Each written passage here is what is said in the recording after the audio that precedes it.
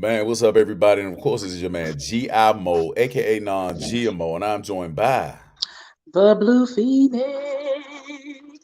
man, and of course, this is Both sides of the coin, baby.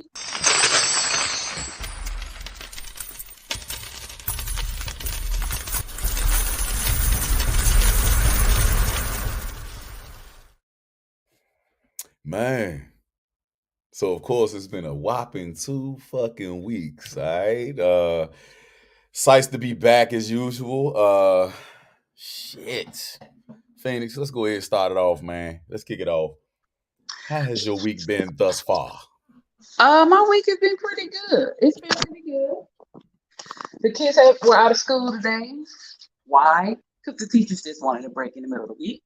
So, yeah, they were home today. Hey, Nick.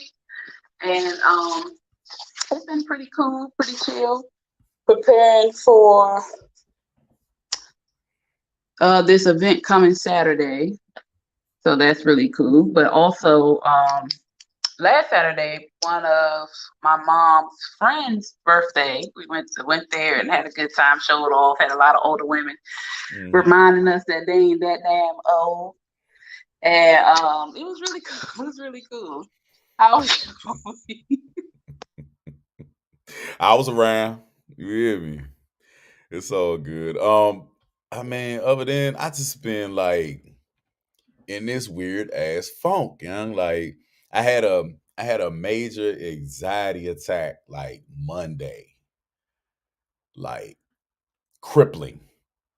No, it was actually fucking Sunday. Sunday I had that joint. Excuse me, y'all. It carried over into Monday, but Sunday I had this just major overwhelming feeling, and I can't understand. Like I don't know if anybody has ever had one. I think everybody has had anxiety, throughout their lifetime. Like if you've been military, you've been in police force, you've done, some scary things. You've ever climbed a ladder that's too tall. Like I think everybody has experienced that rush of adrenaline and that desire to get the fuck out, like check out. You know what I'm saying? Um, but this one recently was just so overwhelming. I felt like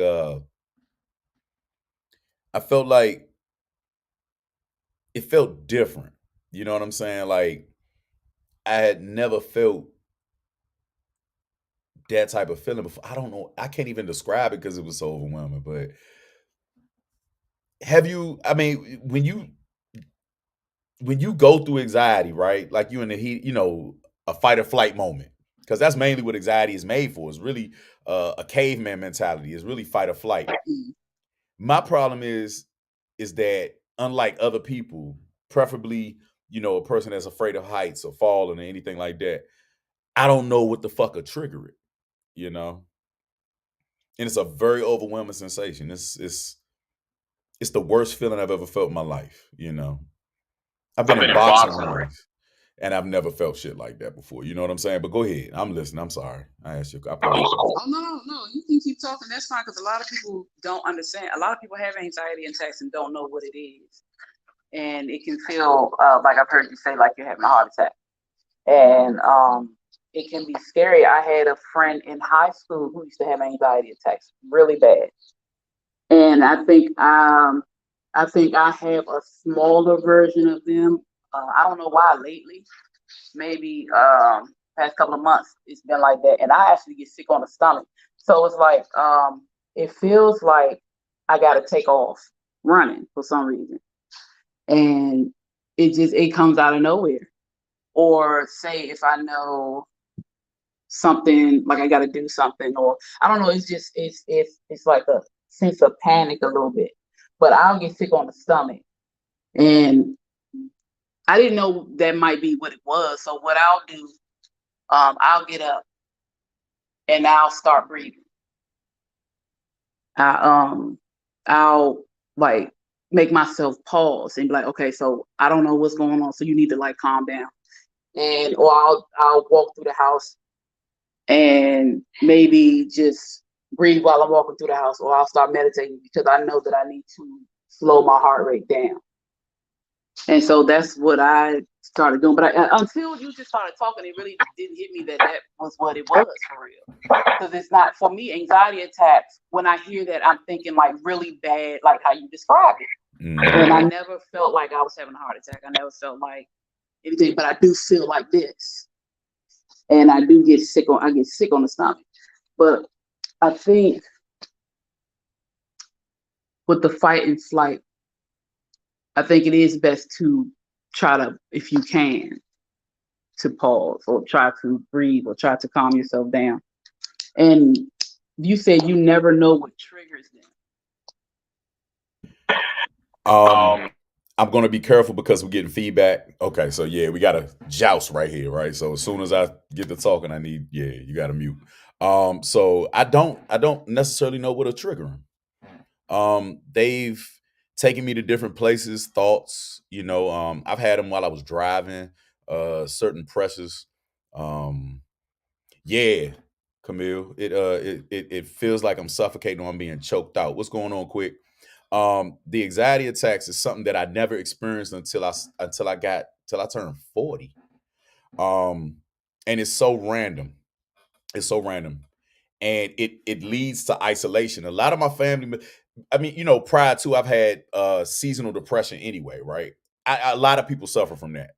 That's okay. You know what I'm saying? Like seasonal depression is automatic. Nobody likes to be working in the wintertime. You're human. You're not really supposed to be out there doing anything in the dreary weather, anything like that. But for some reason, it's been more elevated lately.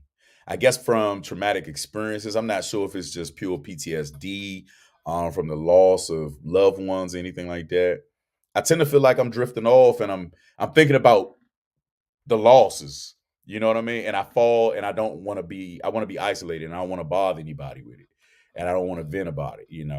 Um, very scary at times. For me, I've actually gone to the hospital thinking that I was having a major heart attack. Heart's fine, EKGs come out fine, um, hyperventilation, things like that that really escalate and you know um, really make things worse for me. I haven't found a technique that actually works for me or how to shut the mind down. You know, um, I don't know. Now you say that you breathe or whatever, right? When you feel like you're overwhelmed or you feel like you're suffocating or you feel like you're drowning. What are some of the pointers that you could possibly give somebody like me, anybody else out there? Would that be considered a part of meditation? I'm listening. It is the reason why I automatically go to breathing because I know when I stress, I have to, I tense. So an anxiety attack can make you tense. And so I know if I feel that way, I have to stop and just breathe in through your nose. It's important to breathe in through your nose and and breathe to allow your belly to fill. That's how we're supposed to breathe, actually. So breathing through your nose to allow your belly to fill. Hold it for a couple of seconds and breathe out your mouth. And if you do that a couple of times, you will relax. Your muscles will relax. Your heart rate will slow back down. And that will allow you to kind of come back to center. Sometimes you can kind of, have you ever had blurred vision when that happens? Yes, constantly, constantly. But I also suffer from high blood pressure, uh, different ailments. You know what I'm saying? The normal things that happen when you get older, and it just is what it is, right? I'm a middle aged man. It is what it is, right? But I wanted to talk about that because we're going to get into something after this that kind of coincides with it. Post traumatic stress syndrome, um, um, anxiety, acting out, whatever you want to call it, right? Here's my thing: how many people identify with these feelings? Like people think that people are really like crazy or bipolar and things like that because they want the isolation or they don't want to be dealt with because they feel like they're a burden. Have you ever talked to anybody throughout your counseling and your healing that really feel like they are alone in this world when it comes to, you know, anxiety attacks, post traumatic stress, period. I'm pretty sure everybody feels like they want to isolate themselves, but who have you ever specifically talked to somebody that you've had to heal and given them that, some advice? A lot of it has happened before I even came to this part of my life. Growing up, friends, just random people. Even now, people on the metro, people at the bus stop, people in the store, I always end up having conversations with people, even homeless, the unhoused. Um, I talk to a lot of people and they do feel alone. They do feel like they don't want to be here anymore. And they do feel like there's no hope because who cares, right? And that's kind of a lot of people who deal with that PTSD, stress, anxiety, just they feel alone because they feel like there's no answer, there's no hope, they're doing it by themselves, they're the only ones, when that's not the case. But when you're in that situation, you feel that way. And of course, you feel like a burden if you put yourself out there. And I think that's why I always listen to people because not a lot of people have an ear. Hey, Candace, not a lot of people have someone to talk to. So I think that's why, even as a young girl, I used to do this.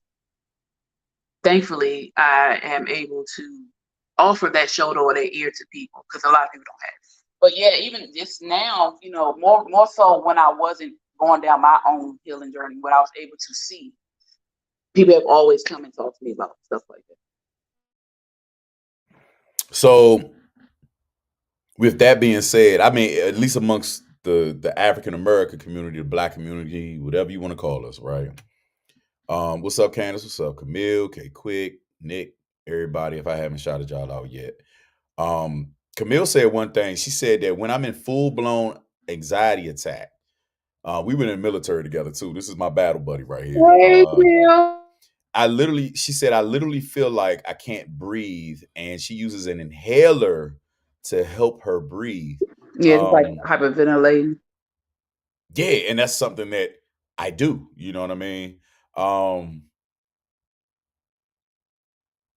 when it when it comes to being alone and amongst the African American community, how much do we fail each other by not communicating these feelings, or not listening and giving our interpretation? Because I know in our community we always feel like it's too much information for people to know. People will use it against you. But why are we not opening up to things like this? Mainly for what you said, we feel like people can use them against you. You have to be able to trust. We have to have that space of trust and respect. If you trust somebody and you respect them, you're not going to tell all their business. You're not going to make them or judge them for having these feelings. This is life. This is natural. Quick, and this is something that anybody and everybody at least once in their lives experience. We have to learn to stop acting like we're better than other people and look at each other as you're me, I'm you. Treat each other like we're each other. That's how it's supposed to be. And also a tip for when you feel like you can't breathe, lay on the floor or lay on the bed on your back so you can open up your lungs. And that way you'll be able to breathe. That's a way to kind of open your pathway. You know what also gives me an anxiety attack? African fucking DMV drivers in the fucking rain. African massive, just stop. Take the fucking metro with your ashy ass feet. Get the fuck, walk to the goddamn metro. That's the one thing I don't see on the goddamn metro is African people. I have never seen African people on the fucking metro. Talk to me. Talk to me. I'm gonna shut it down. Go ahead. Say something. Say something. It is very rare that you see African people on the bus and the train. And if you do, it's usually the women with the kids because they get from Southeast. Like, you never, and I knew when you said what really gets your anxiety, oh, you about to go to the damn car. He said they always got to call her up. Yeah, they sure do. He also said, Rock said, mental health is just starting to be understood. We are a product of the older generations who didn't understand it. And I totally, totally, totally agree. And that's why everybody's screaming mental health, mental health, mental health, because we denied it. We were denied, like Mo said earlier, people think you crazy. But this is important. You are with you from before you're born. So in vitro until the day you die, you are with you. You have to take the time to get you together. And you have to understand that you are important. So anything that you're dealing with, even if it's just the smallest headache, I got a headache every day.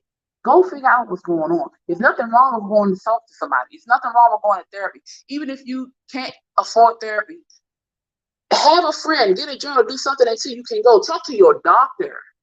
And then they can give you resources where you may not have to pay. You have to take this time to care for you. You are worthy and you are important enough to care for yourself. Now we have two beautiful points. We got two beautiful points that we're definitely going to touch on. We're going to start with Candace first. She said that she thinks that everyone should see a therapist. Now, I have my reservations about letting white folks, because majority of them are white women, be on safari as far as when it comes to the black experience in life. I've gone to many a therapist, majority of them white men, white women. Um, it makes me uncomfortable when I'm around somebody of another race when they don't understand what I may be going through. So in that aspect, I don't want to go there. But now on the flip side, all right, now here's where the worst part comes in is that I don't trust a black female to listen to me Shit, because I wouldn't trust one either. a majority of them are biased and they will talk. And as small as the area that we have around here, you can't really just go out there and just because somebody gonna be from your high school, somebody's gonna be this, that, and the other. So if I am gonna expose it, I might as well do it to somebody that already knows me and or like the audience right now, people that have been on the journey with us for the past 3 years, that the way we can do it as a group and maybe we can heal together. I really feel like there's more power in that than just sitting with one individual that has a burden and getting paid to do it. Now, this is not voluntary. Now, people that volunteer their time and their ear and their shoulders, I feel brings more value to the healing process for the most part. You did. Now to the second point, and I remember what I just said, right? Remember those questions. Oh, but you can look down and see him. Brother Rock, he said, I feel like men suffer in silence more, which is a fucking fact. Now, hold on to that one. I'm not going to touch on that one because we're going to go into that with this next segment. But please elaborate, Phoenix, please, by all means. Okay, so before I can go to that, I want you to know that we are in a place now that you can find you a black male therapist. That is the great part of us in this 21st century. We have black male therapists, even if they're not in your area. If they are licensed to work in your area, you can do virtual therapy. You can go on an app and do therapy now. You have resources now where you can reach out and talk to somebody that will understand exactly where you're coming from. So I do understand, and I totally, totally agree with the fact of having a woman, a black woman, as a therapist. I as an indigenous woman of this land, right, who is in the I'm 38, so I'm within the 35 to 45 age range. We have problems. We really have problems.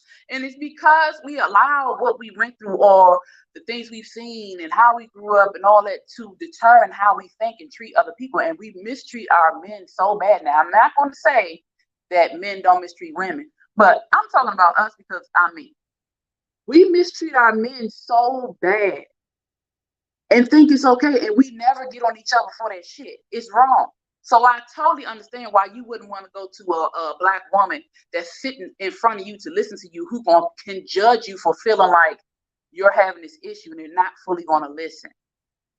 I would not go to a black woman for therapy because I can hear, and I like, you can hear the judgment, you can hear the sarcasm, you can hear the attitude. The therapist I went to made me feel like I was doing my own therapy. Why I need to sit with you if I can do this with myself? So I get that. I understand that. And I honestly wouldn't recommend a black man to go to a black woman. Mm-mm. Now, Candace just said pride, ego, and embarrassment can be walls for seeking mental health recovery. That is very important.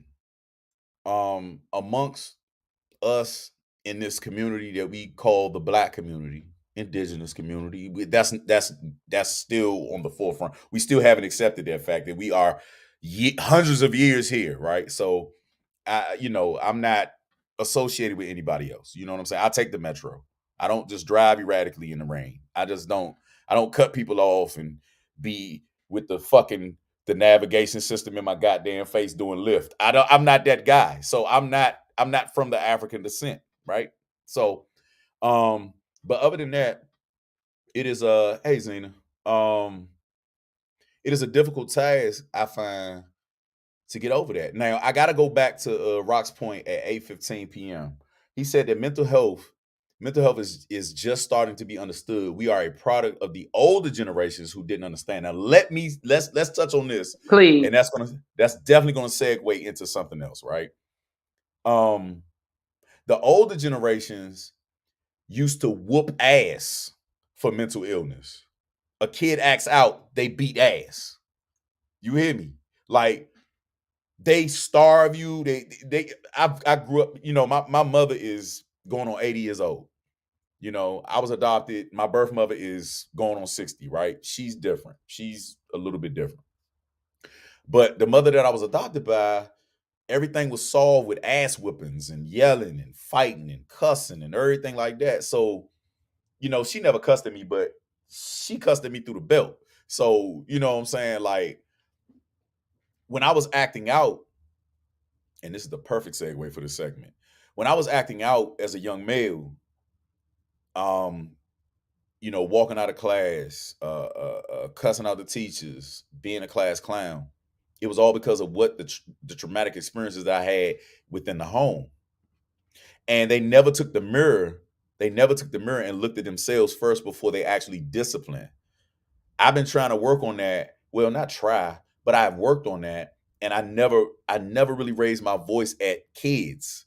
I don't believe in that. Now, adults, I don't know. I get frustrated with it because I feel like they should know better. Right. So I get very, very defensive, and I also raise my voice to try to break through to them. So I made that mistake with with with adults, and that could come off offensive, but it just feels like nobody understands true love. You know what I'm saying, or concern. What I figured is that throughout my experience is that the reason why the clubs are filled up, the reason why makeup, nails, hair, lashes, everything has to be done to a T, and the weekends and the birthday parties are so important is because you have to relieve that fucking stress somewhere else. Alcohol, whatever the fuck drug of choice it is. You got to do it because nobody will fucking listen within our community.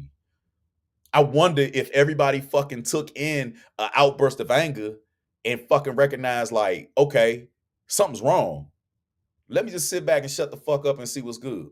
Then maybe, just maybe we start the healing process. My foster mom gave me, this is from Candace. My foster mom gave me the first 7 years of life with love, and that molded my example of the feeling of love. And I'm thankful for her. It is such a blessing that you went through that, Candace. And a lot of us, we have love. Now let's not get it twisted. Through the and that's the reason why children are so resilient. That's the reason why a lot of people focusing on children and fuck healing adults, you know what I'm saying, after that fact, is because children are way more resilient because they just gonna go through it. They just gonna keep adapting and overcoming, and they just gonna fight, and they just gonna learn. You know what I mean? They gonna deal with it. And it subliminally, it molds us to be these dangerous human beings. It numbs us to love. It numbs us to recognizing how people really truly feel and what they're going through. And I mean, who the fuck on here ain't guilty? I'm guilty, cutting people off, not really recognizing the triggers that I may have caused. I'm very guilty. Phoenix, before we go to the segue. Um, the thing about our parents, we were their mirror. The problem is they didn't like what they see. They didn't like what they saw. So instead of them changing themselves, they tried to change us to fit the narrative that they wanted us to be. This is why we got our ass whooped. A lot of times we didn't need our ass whooped. A lot of times we just need a fucking hug. A lot of times we just need to go play. A lot of times we just needed to sit in color.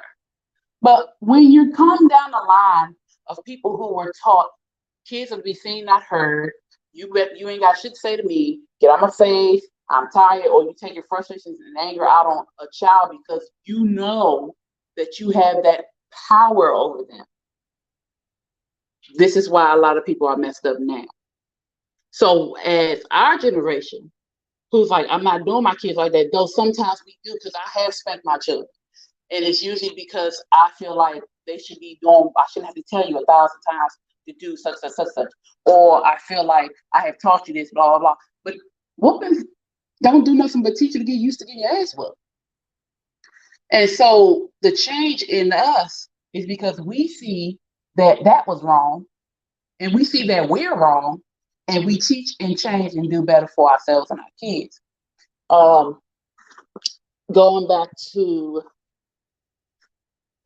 what Candace said. Let me go back. Candace said, yeah, we are her foster mom. Now, it is amazing that someone could step in to give her what her mother or her father, but her mother could not give her. It is important that you have someone outside of your household if your household is abusive, because technically that is abuse. Outside of that household that can give you that space of peace. I was in class earlier. I'm always in class. I got to get my continuing education units. And my teacher said that, what if we thought of our homes as a place of peace instead of just somewhere to lay our heads? What if we thought of our homes as our refuge? Would we take our children and yell and cuss at them all the time? Would we yell and cuss at our partner or our spouse all the time? When you cross that threshold, this is me talking, not him. When you cross that threshold, this should be where all your burdens fall. Outside your door is where the problem is. That outside world is where hell is. When you come through your door, you should be able to fall, peace. You should have a sense of calm. Your house should be your sanctuary. But we do not allow that spirit of peace and wholeness and comfort to come in our house because we so full of shit and craziness that we take it out on everybody else. We have to flip that spirit. We have to turn that channel. We got to change the programming. And this is how we heal. That is definitely big facts. Now, that is the perfect segue because this young brother that we are about to show, this is a 5-minute segment. So everybody take your time, ingest and digest this. Go ahead, roll that. This is sad.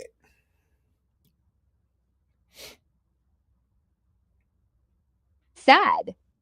Yeah, let's get the verbiage right. There's a law that you can press against your child called unruly child. And you pay the $40 to file. And with that, they go in front of the judge. Typically, the response is they put them on probation. And that's what happened. So I didn't put him in jail. What happened? What happened was that he went in for his routine visit with the probation officer. They did a drug test, as they often do. She asked for the drug test. She's like, drug test. Yeah, drug test. Why do you think that she had that feeling? Yep. Why would you want to see your child in jail instead of parenting me? Like, hey, positive for THC, so he got some time. Was he acting out at the time? I had an abusive person in our house who literally beat the, excuse my French, out of me and her relentlessly, threw her down steps. Not French. Okay. He threw my mother down steps and broke her, like damn near broke her back. Oh my gosh. My mom's had to hit this man with an iron. I've had to literally pull pistols on this man because he's a big man. Okay, we're gonna get to that one. But why at 14? Because of all this anger from this man that she let do stuff to me my whole life. And in all fairness, you asked, how come your mom didn't just parent you herself? And Olivia, was it hard to discipline him? I mean, did he it was respond to impossible. I've never been able to tell Derek anything. I mean, since he was little, I could discipline him. I could take everything out of his room but a mattress and a blanket, and he was fine. And I tried to parent over the madness that was occurring in the home, and it didn't work. It's my fault. I don't want any pity or anyone, what I went through. I should have left. I have since left. It was my fault. I should have. I wasn't strong enough. I was weak. I was told so I was you're not the only one. Right. It's a lot of women find themselves in situations like that, and it takes a lot of courage. Vivica Fox, bitch ass. But what he was put through was awful. But I didn't know how else to fix it. Right. When it was going so badly, he was getting in fights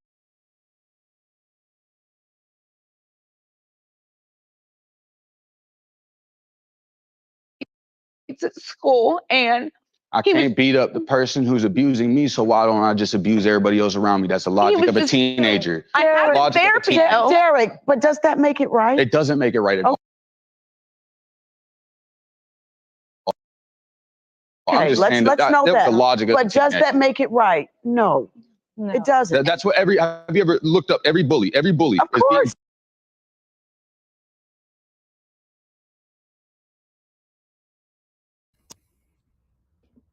Bullied at home. Absolutely. And that's why I did what I did. It's not like I was some evil, out of control child who just wanted to see people in pain. Derek, you're older now, and what your mom did, you can't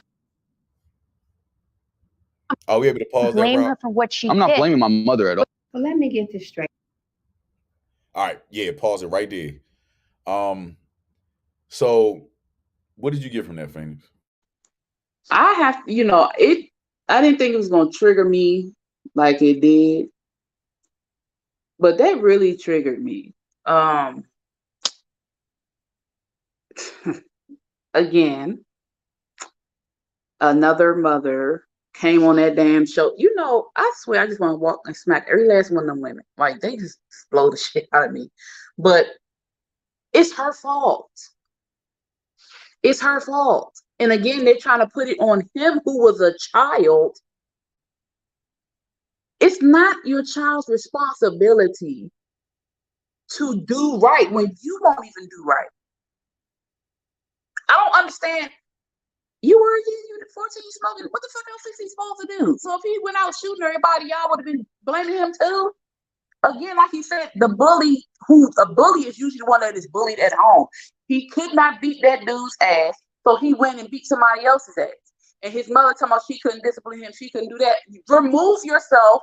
And I'm not saying that it's easy to get out of an abusive relationship, but what the fuck? Remove your child. Remove yourself. My brother has problems to this day because of that shit. He's an alcoholic because of that. This is triggering as fuck. While you take a deep breath, everything about what you said is very valid and very true. It is one of the things that landed me in federal prison when I went into the military, not being able to respect authority because of not necessarily pure abuse, but I dealt with an alcoholic father. I dealt with him mentally abusing my mother every day. I stood in front of him. In between both of them, I've had him pull a gun on me. I was bigger than him. And it was all to keep him from doing what he did. I had to hide his bottles at night. He would destroy the whole house. And this is not speaking bad on his character, but he came from the same goddamn abuse, seeing his mother being dragged down the goddamn stairs. And his father did too.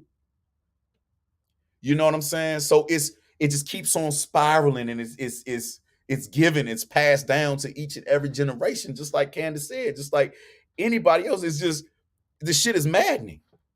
And then where the fuck does it end amongst, I think more so women are able to more so heal each other than men are. You know what I mean? I think that y'all are way more verbal in y'all communications and or how you handle it. Women go on trips together. Women, if y'all feeling bad, oh no, come on, girl, we got you. We got you. Y'all gonna drink that night away, or y'all gonna do whatever the fuck y'all want to do. It's always a party with y'all when it comes to how y'all mental state is. It's never a fun time when men are going through this shit. You know what I'm saying? It's never it's never nobody thinking about taking us out. Or, fuck, why the fuck what's wrong with you? Nobody ever asks, why are you acting like this? And that's the microcosm. That young man right there is the fucking microcosm to later on be in a relationship. And he never really truly had one with his mother because she chose a man first, right? Right? And now he has to go into a relationship with a woman that may just have seen the same shit. Right. May have been through the same shit that he went through. But they handle it better because they focusing on fun more so than men have to focus on jobs, keeping that shit in, be a fucking man to a woman. Don't say nothing to him. Don't you raise your voice. Don't you get fucking emotional now. Don't you fucking cry one fucking time. I've had women laugh at me because I cried. Because I'm releasing, and I tell everybody, I'm gonna beat your ass while I cry while I fight. I'm the same. I'm still violent, but don't make it that issue. You dig what I'm saying? So just like I'm yelling now, I've had this voice right here, just because it's elevated, offend a whole slew of people. But just like he's talking really direct. He's precise in what he's saying. And guess what? Them bitch ass women on that fucking panel, Asian, Vivica Fox. I don't even consider her black because she a bitch. You dig what I'm saying? She an asshole. She mad because she never could bear kids.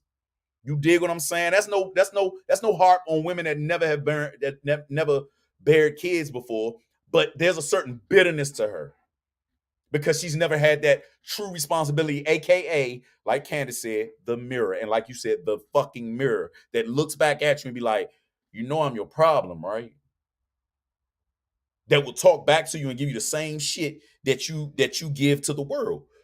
God damn, young. That young brother, he was venting and he was so mature about it. And he recognized his problems, everything, his triggers. And that's one thing that I've been trying to figure out like the whole time when I've been having anxiety. It's like that brother knows exactly what the fuck is wrong with him. That's because he taking the time to figure it out. His mother apparently will not hold herself accountable. This is what angers me. And for you, I get upset when you tell the story because you were a child. You were a child. And that was not fair to you. It's not fair to children when the parents act like that. I get to a point where I'm like, apologize. I really wish I had waited to have children because I would have been in a better state. Not saying that I didn't abuse my children. I didn't verbally abuse my children. I really fought to make sure that I gave my children the love and attention and time that they can have. But I still had issues from my childhood and I made mistakes and they were in the way of the mistakes. So it's like sometimes I think back, like I really wish I would have waited to this point. Well, shit, not this far, but you would have died, motherfucker. You would have died. Okay, let's just not get it twisted. Vagina is the ultimate stretch and the portal to life. But this is late. This is too late in life. That's what I'm saying. Not this far, but older. Older, mature enough. And where I could understand and accept accountability for what and go through the process of learning that the shit that happened to me as a child, I need to fix so that I will not impact and push this on my kids. I'm so grateful to have the children that I have because I really fought to make sure that even my oldest son, it feels like it's like I did something wrong, though he's a great kid.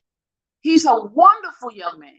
And so, but even still, I talk to him and, I have had conversations with him, apologizing to him about anything that I have ever done that may have caused you pain. And he's like, well, you really didn't. But I'm like, to me, I felt I did, but we need to take accountability as adults, as parents, and know that the issues that you have within you came from somewhere.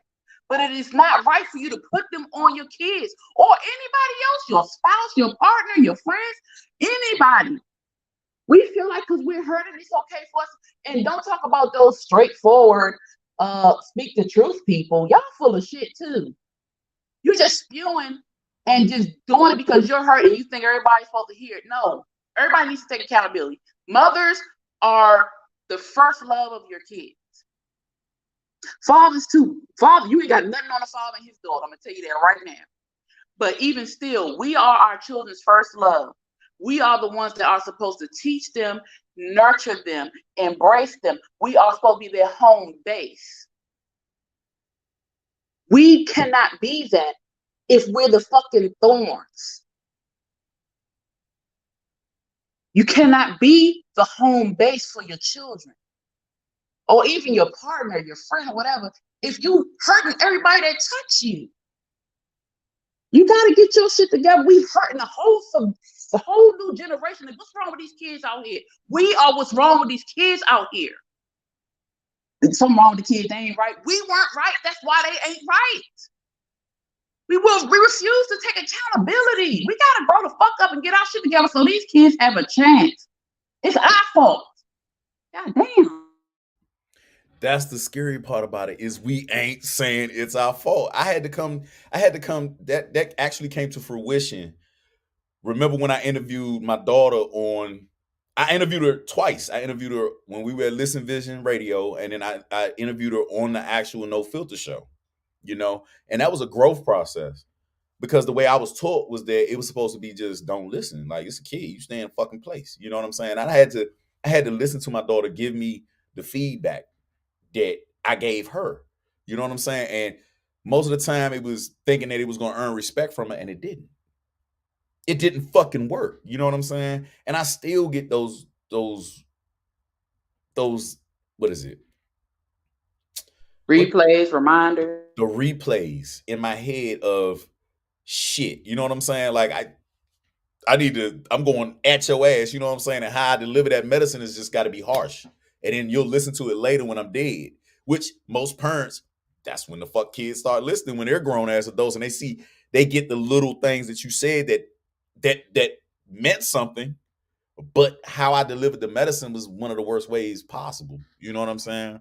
And I think that young brother right there, he had the medicine delivered to him very differently. And she relied on him to be the man of the house when he was the child of the house. What medicine? She didn't give him no damn medicine. She was poisoning that boy. So listen to this. So this is my question, is that if you are willing, and women and men are willing to kill over material things, there's some women on here now. There's some women out there now. There's some men out here now. There's some men out, right now that will kill a woman, right? There's some women out here that will kill a man. There's some women out here that will die over a purse, respect, everything, but you won't fucking die for your kids. Why she ain't die for him? Why she ain't in that man's existence then? Since every woman out here is so gangster and every man out here is so fucking gangster when it comes to everything else, why the fuck you ain't risk? I was expecting to see his mother maimed, broken sockets, shit like that. She looks perfectly fucking fine. He's the one that looks scarred up and fucked up from life in general and the things that he went through. I'm listening. I'm going to tell you, I am a fighter. Okay. Now, you want to talk about my children? One thing about me, I'm going to fight for you.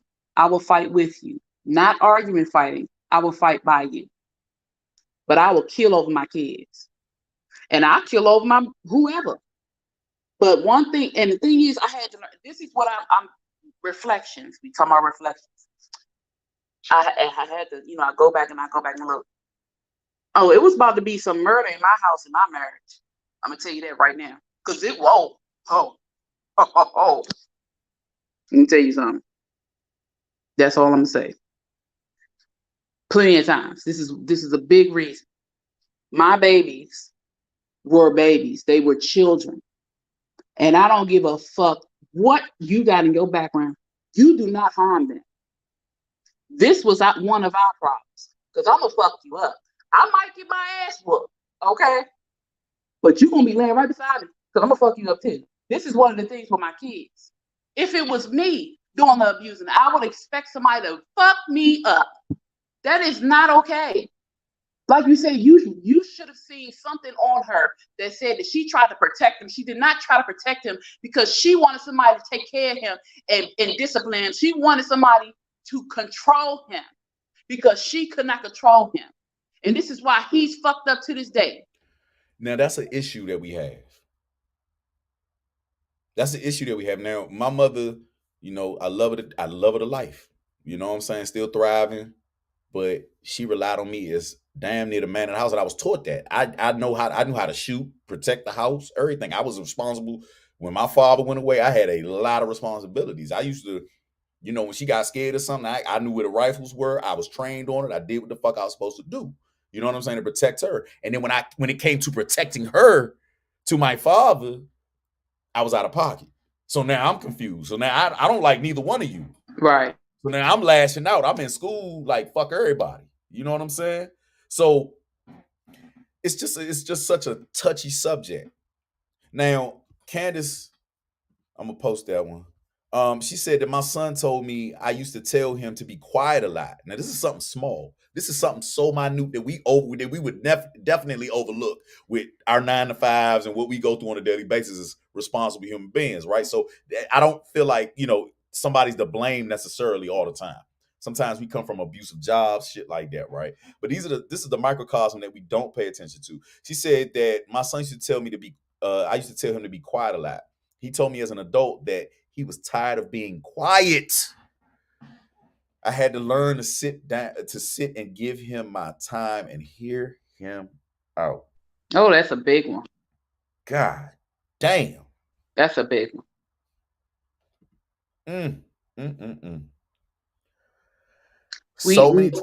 Go ahead. I was just gonna say so many times I wanted to talk, and I was stuck with them fucking Encyclopedia Britannicas, bug books and shit like that on punishment, you know. And I grew up in a Jehovah's Witness household, so boom, there you have it. Like, you know, and then Southern people, you know what I'm saying? My father's from Northeast, but he Southern as fuck, right? So I was born into that environment to where it's old school as shit. You know what I'm saying? You're not allowed to voice your opinion. You get smacked, you get your teeth knocked out, all that shit, you know? And that was the one fucking thing that I could not do was communicate to them. Anything that I ever felt, I was never able to talk to the baby boomers. I was never able to, but go ahead. I digress. No, I was gonna say the same thing. You know, as open as my mother is, when we were younger, because of her condition, her bipolar and depression and issues, I done got my mouth busted up. I don't even remember what I did. My uncles and my aunts are baby boomers, and there was no talking. There was no defending yourself. There was no if you did it or not. No, you get your ass whooped. And a lot of time, man, I stayed in trouble and I didn't even do shit. It was always the younger kids. I would get my ass whooped for them. And I had to take it. Why?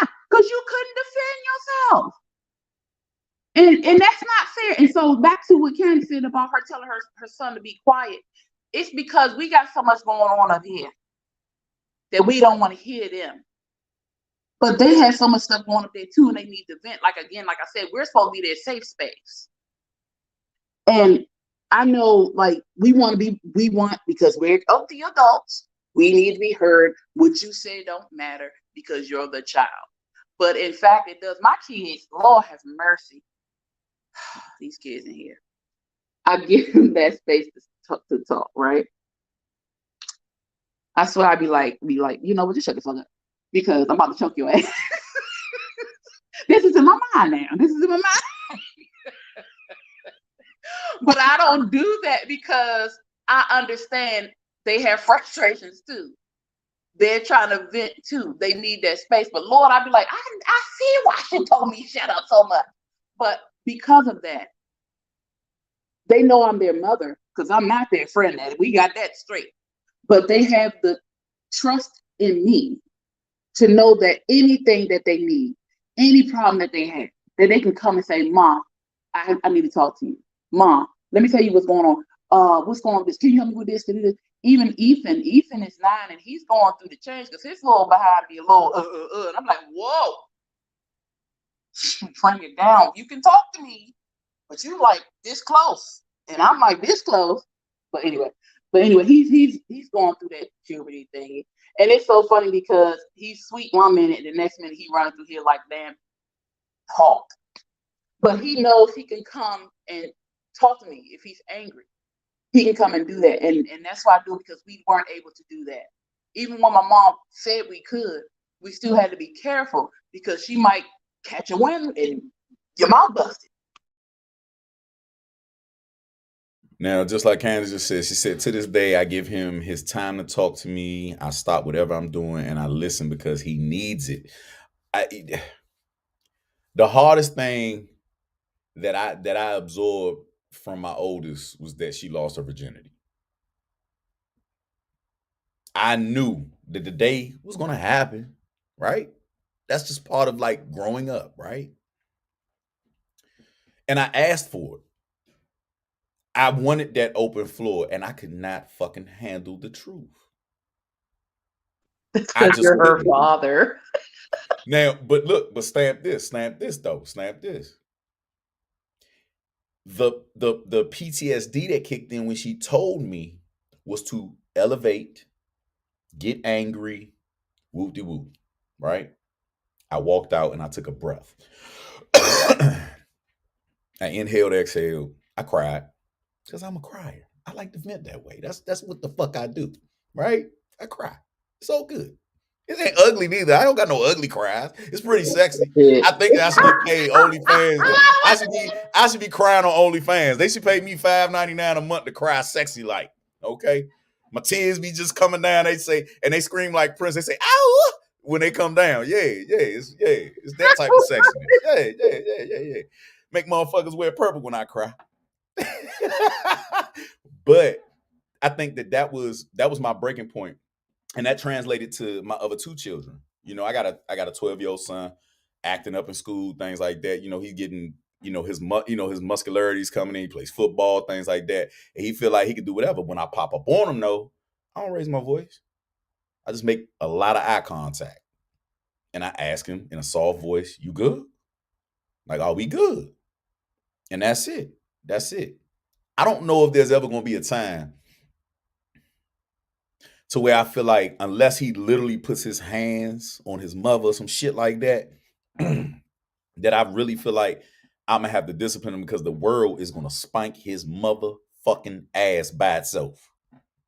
There's going to be some things that go on in this world that he going to have to learn the fucking hard way. And it ain't got to come from me. I don't want him to look at me like, well, I've been through this shit before like I used to. I'd be like, man, who the fuck you talking to? Like, my father talked to me like that, cuz you ain't my daddy. Like, I don't really feel like I should be the example of violence to him, unless some shit really has to be taken care of. And if that comes to that point, I'm going to have to really bust his ass up. I'm going to have to really do something to him dirty because now you acting like you grown. You know what I'm saying? But It's got to be something so out of the ordinary. But for the most part, I feel like it's mainly just me sitting back and just asking the question and just looking at him. Just stare at him.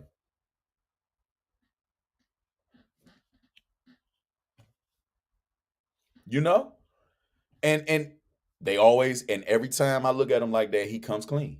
Every time. And that works hold up. All this snitching that's going on between the YSL case and all this shit, what you think them detectives do? They ask a question, they just sit there. They just sit the fuck there and they listen.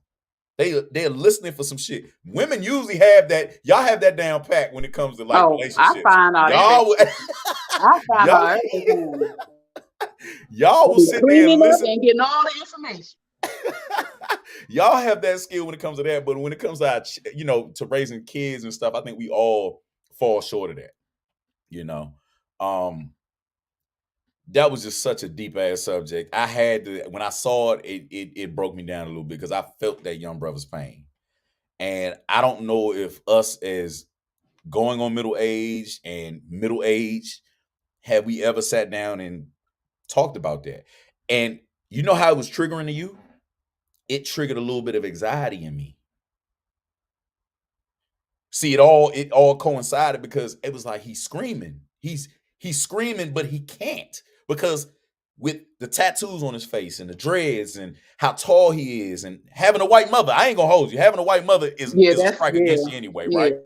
But and that's no harp on, mixed kids or whatever like that. But there tends to be a little bit more. And if you listen to how she talked, delusion just never came from that type of background. And if she did, she would understand. You know what I'm saying? But he just seemed like he was going through just listening to her talk. He was like young. He wanted to call her out her name. He wanted to, because she was so monotone and so cool about the abuse. And then the other women on the panel, Vivica Fox being the fucking ringleader, just sat up there and skipped over his feelings and said, but that's still not right. And she consoled the mother first before the future that's sitting right in front of her that could be the next abuser to her cousin's daughter, whatever. She never tried to heal him. So I felt that, and it triggered something in me listening to him vent, and nobody gave a fuck. I honestly don't feel that people without children have the right to say anything to anybody with children. You do not understand the experience. I don't even, oh God, every time you send me something with that show, I have to brace myself.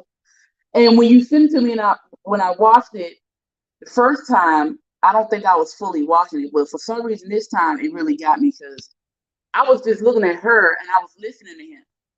And I was watching him and listening to her this time. And that made me angry because you can hear the fact that she's just like, he's being over dramatic. I didn't do that, blah, blah, blah. Yes, the fuck you did. Yes, you did. And stuff like that, he is, like you say, he's crying out for him. He's crying out, or he was crying out for her, because I don't know, maybe he's still in that household or whatever. But again, where are the men on that panel? Where are the men to support this young man? This is the problem. I don't give a fuck how great of a mother you are. You still need men in your children's lives. You need men in these boys' lives. You cannot teach him to be a fucking man. And you cannot connect with his problems because you're a woman. This is the kicker, that a lot of these women-based shows kill me. And we all know it's a fucking agenda. And majority of women are models and actresses and shit. I'm sorry, y'all. I'm having technical difficulties. Hold on. But can you hear me? Okay. Well, a lot of those shows that are based off of supposed femininity, right? They never bring in a straight, recovered abuser that's a male.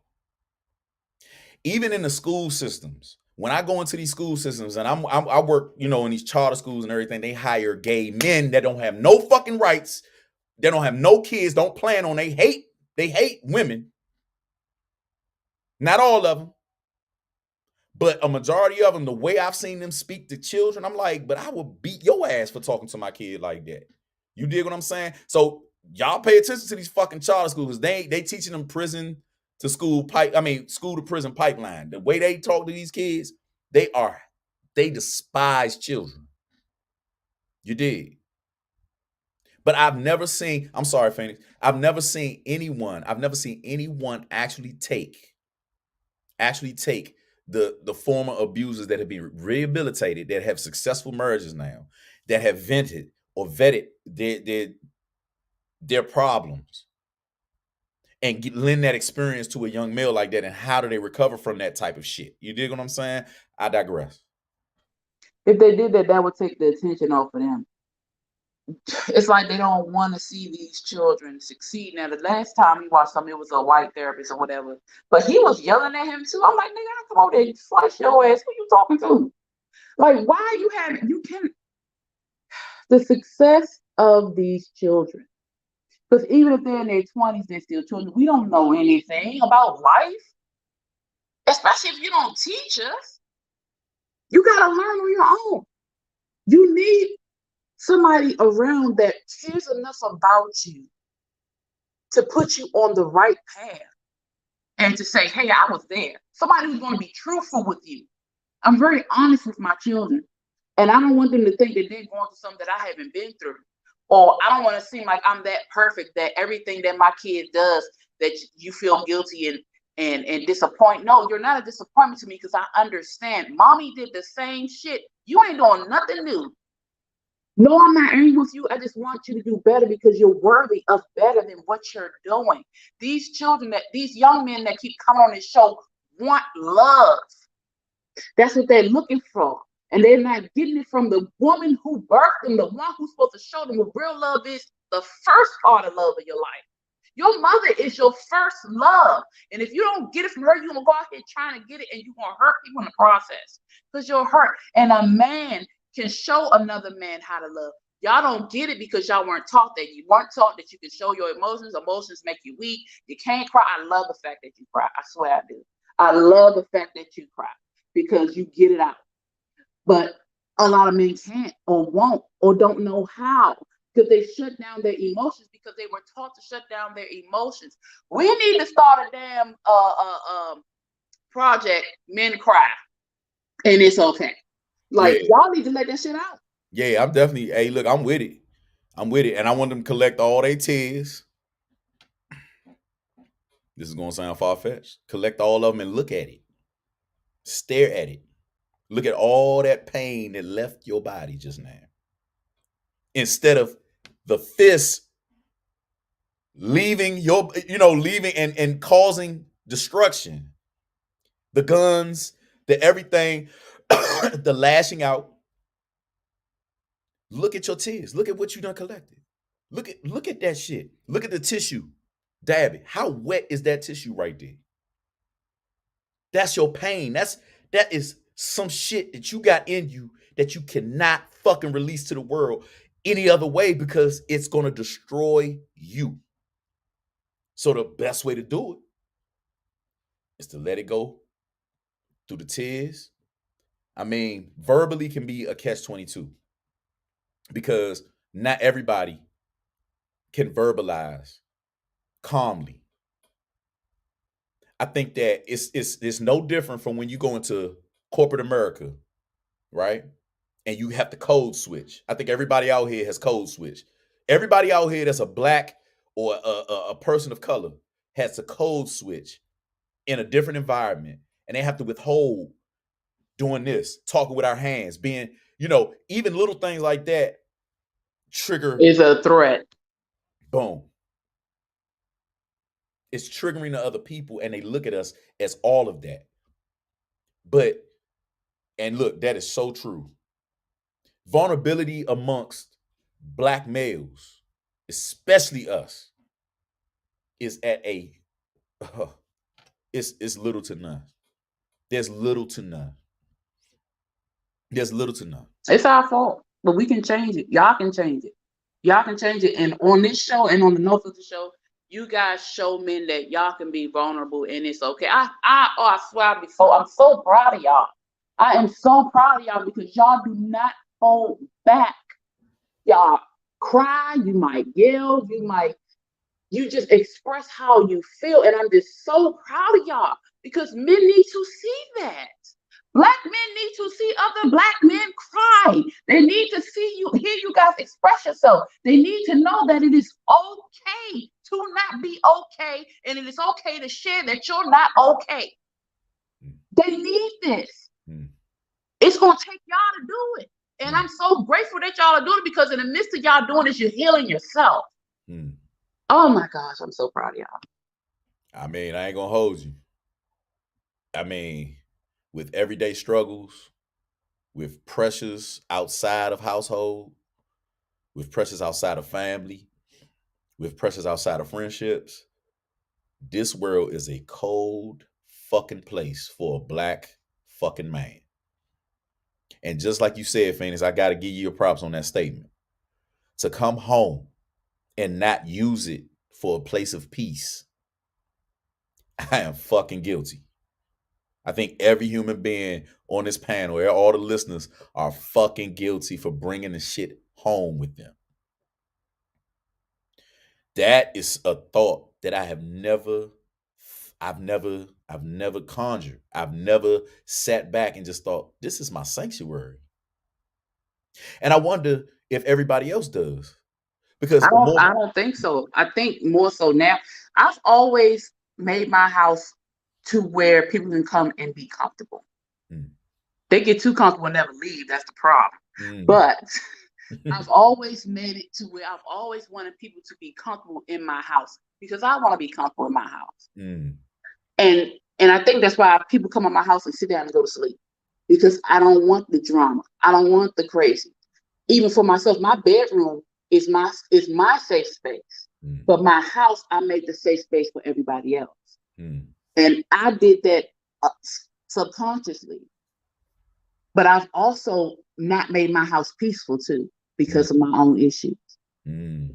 So I've had to learn to continue to keep that place of peace, because it's not just for me, it's for my babies. It's not just for my babies, it's for my guests. It's for my partner, it's for whomever. And you know what's crazy? And to that thought, because we gotta get up off of here. We're running a little bit over. But to that thought right there, and the fact that you shared that, is that every time I've ever felt peace, I run to the streets. I gotta go clubbing. That's why I got all these fucking pool trophies behind me. I got like 50 fucking pool trophies. I spent 10 years running away from solitude, dealing with myself and my inner peace. You know? I wonder if everybody else does that. I wonder if everybody's just like me. Like, we gotta go out to get rid of the anger. I don't know. But I know for me personally, the minute that it gets silent, the voices come back, the memories, the abuse, the this, the that. You know what I'm saying? And that is one of the hardest things for me as a human being, is to sit in solace and solitude and peace and just be like, fuck, man. Like, I don't have nothing to worry about at this moment. You know? It almost feels weird to not have a problem. I'm listening. No, you're not alone in that, though. Why do you think the pandemic caused so many divorces, caused so many suicides, abuse? Because when you have to sit still, you have to face yourself. A lot of people run. A lot of people run because facing you hurts. But if you take the time and just sit down and allow whatever is there to come up and come out, and you deal with that shit, you will feel lighter. You can feel better. I love being in my house. I like going out too. But if plans get canceled, and I'm an extrovert, my ass to sit right on this bed and be like, hey, what y'all doing? And I be missing y'all so much. But if we can't get together, then we can get together like this, okay? I like being at home. I like being home because why? Because I dealt with my shit. I'm dealing with my shit. I can sit here and quiet all day long. I'll be in this house all day and the kids be like, I thought you was gone. Right, because I'm quiet. I don't have to be loud. But you got to get to that place where you're willing to go in that darkness of yourself and deal with that little part of that little you. That little Weezy had to be dealt with. To heal that part of yourself so that you can sit in your house and know that this is my place of peace. This is my place of solace. This is my fortress of hope and quietness. I walk in here. This is my place of solace. Don't bring that shit in my house.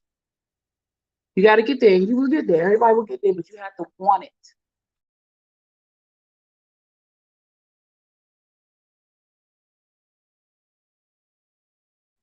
I like what Yolanda said, and you're muted. That is beautifully well put.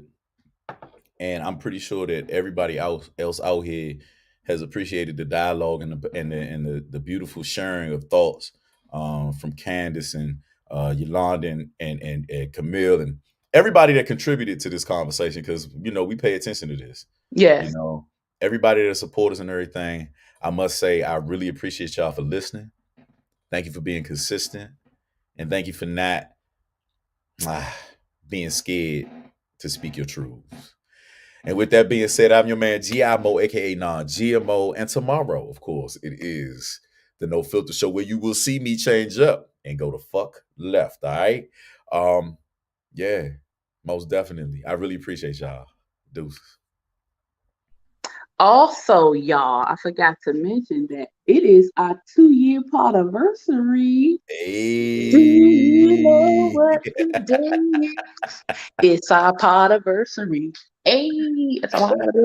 Yeah, we've been doing this show for 2 years, and I thank y'all so much for just being here every time we do a show. Just really thank y'all so much to the people that was with us from day one, to those that's coming, to those who share and like and read and laugh and cry and everything y'all do with us. We are most appreciative. Thank But you guys so before much. we go, shout outs to the engineer, the founder, Yes. my brother that I found in love that Look actually at his ass. Look. that actually oh yeah. Hold on real quick. Before you get on, I'm gonna give your motherfucking flowers real quick, motherfucker. That actually came up with this idea. You dig what I'm saying? That actually came up with us going 101 and having something and listening to us and figuring it out and saying that we do got some shit to say, you know.